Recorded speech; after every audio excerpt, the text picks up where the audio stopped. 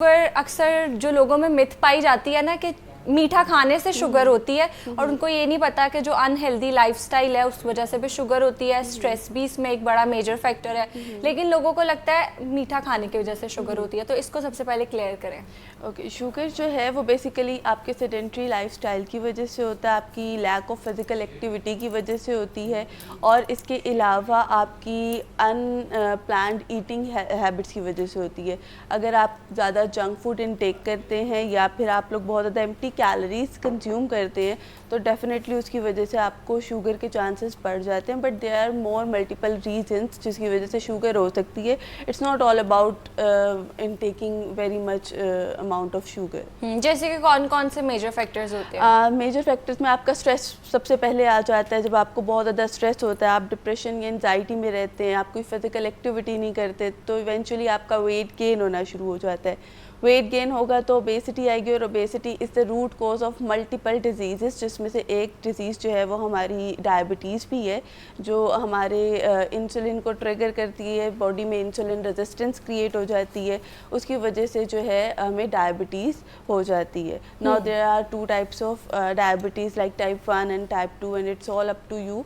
Normally जो पाकिस्तान में common है वो टाइप 2 डायबिटीज़ है, जो कि हमारे अनहेल्दी ईटिंग हैबिट्स और अनहेल्दी लाइफस्टाइल की वजह से होती है। ठीक है। अच्छा, ये बताइए कि जो कैलोरीज है उनका क्या रोल है इसमें? अच्छा, कैलोरीज जो हैं वो आपकी सब चीज़ों को मिला के होती है। फॉर एग्जांपल आपके मैक्रोन्यूट्रिएंट और मैक्रोन्यूट्रिएंट्स को specifically carbohydrates, proteins and fats. तो जो आपकी कैलोरीज है उसमें दो तरह की कैलोरीज आती हैं। एक होती है न्यूट्रिएंट डेंस कैलोरीज, अच्छा। और दूसरी होती हैं एम्प्टी कैलोरीज। न्यूट्रिएंट डेंस में वो सारी चीज़ें आती हैं जिसमें ग्रेन्स, फाइबर्स और प्रोटीन्स, फैट, कार्बोहाइड्रेट्स, जो कॉम्प्लेक्स कार्बोहाइड्रेट्स हैं वो आ जाते हैं। एम्प्टी कैलोरीज में हमारी सिंपल शुगर आ जाती हैं।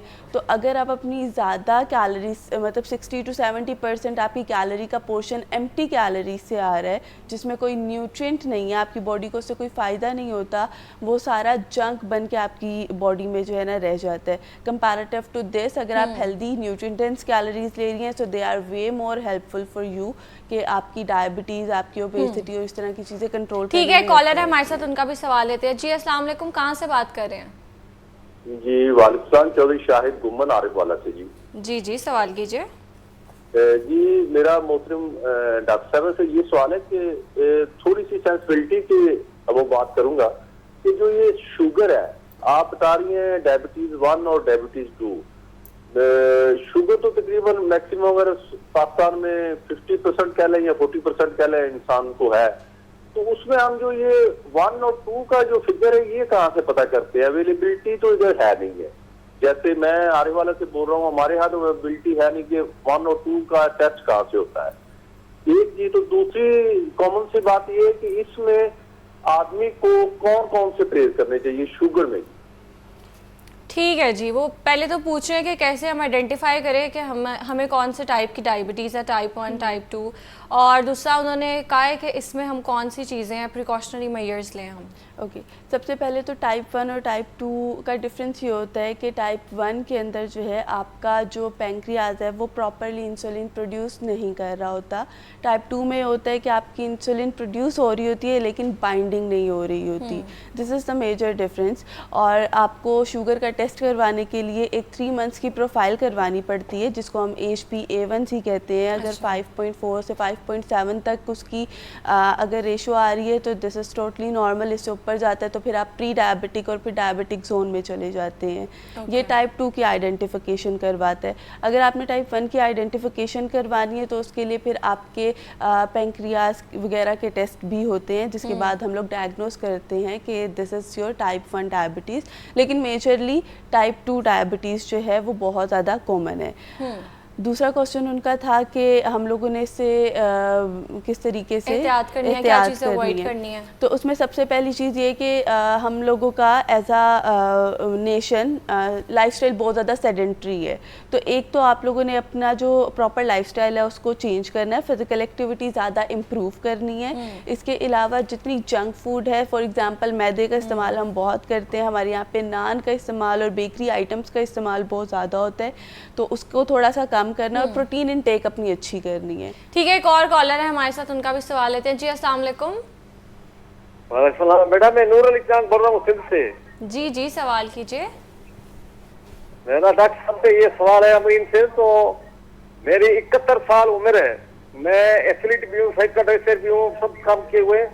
तो एथलीट बंदे को तो शुगर होनी नहीं चाहिए, मगर अब मुझे महसूस होता है कि मुझे शुगर महसूस होता है, टांगों में दर्द भी होता है। और आपने जो सुबह पैगाम दिया ना, सुबह वाला नूर, आपने जो सुबह वाला पैगाम दिया, जी, जी। ऐसा तो बेहतरीन तेरे को सुबह वाला जो आपने पैगाम दिया, बहुत अच्छा पैगाम था। जज़ाकल्लाह। अच्छा, आपने बोला कि मुझे आपने बोला मुझे महसूस होती है शुगर, तो मतलब आपको है या आपको बस लगता है कि आपको डायबिटीज है? महसूस होती है कि मैं उसका ये डॉक्टर से पूछना चाहता हूँ कि क्या करूँ इसका। ठीक है, वो कह रहे हैं उनको फील होता है, उनकी टांगों में दर्द होती है कि मुझे शुगर है। ऐसे कोई टेस्ट वगैरह नहीं उन्होंने कराए हुए। ओके। शुगर को डायग्नोस करने के लिए आपको टेस्ट करवाने ज़रूरी होते हैं। या तो आप अपना BSR करवा लें, ब्लड शुगर रैंडम टेस्ट होते हैं, जो कि एक प्रिक से 5 सेकंड के अंदर आपको पता लग जाता है। दूसरा हमारा फास्टिंग होता है। अगर आपकी 80 से 120 के दरमियान फास्टिंग या रैंडम शुगर आ जाती है तो this is totally fine, this is totally normal. लेकिन अगर इससे ज़्यादा आ रहे हैं, 200 250 क्रॉस करिए, then you should definitely go for HbA1c test. ठीक है।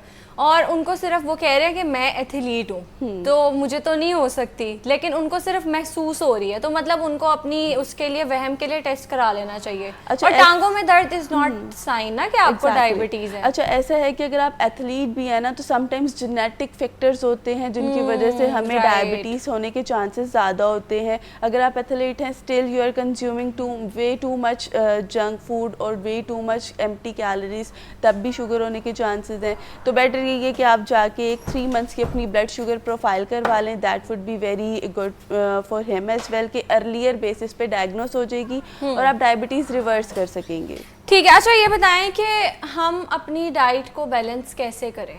आई गेस वो इट्स नॉट नेसेसरी कि अगर किसी को शुगर है तभी वो करे, हमें पहले भी एहतियात करनी चाहिए। तो एक तो आपने बताना है कि कौन से ऐसे साइंस हैं जब हमें पता लग जाए कि अब जो हमारी डाइट है हमें उसको बैलेंस करना है, और क्या इसमें सिर्फ जो मीठा है उसको कम करना काफ़ी है?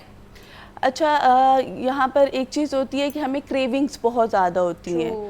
इस चीज़ को हम लोग कभी भी डिनाई कर ही नहीं सकते। तो अगर मैं आपको कहूँ कि वैसे क्रेविंग्स इतनी ज़्यादा क्यों होती हैं? क्रेविंग्स इसलिए होती हैं क्योंकि हमारी ह्यूमन साइकोलॉजी है, हम लोग हर टाइम काम कर रहे होते हैं, हमारा ब्रेन फंक्शन कर रहा होता है। जब ब्रेन फंक्शन करता है और हम बहुत ज़्यादा स्ट्रेस में आ जाते हैं तो समहाउ हमें क्रेविंग्स होती हैं, क्योंकि ब्रेन को एनर्जी चाहिए होती है। स्ट्रेस ईटिंग क्यों करता है इंसान? वो स्ट्रेस ईटिंग इसीलिए होती है क्योंकि हमारे ब्रेन को ज़्यादा एनर्जी चाहिए होती है, और ज़्यादा एनर्जी और क्विक एनर्जी हमें जंक फूड से या एम्प्टी कैलोरीज से ही मिलेगी, हमें कभी भी होल ग्रेन से नहीं मिलेगी। अच्छा, एम्प्टी कैलोरीज को आप कैसे डिफाइन करेंगे? एम्प्टी कैलोरीज आर समथिंग जिसके अंदर सिर्फ और सिर्फ आपकी कैलोरीज होती हैं, शुगरी कैलोरीज होती हैं और न्यूट्रिएंट नहीं होता। फॉर एग्जांपल विटामिन, मिनरल और फाइबर नहीं होता, और प्रोटीन वगैरह भी नहीं होता। जो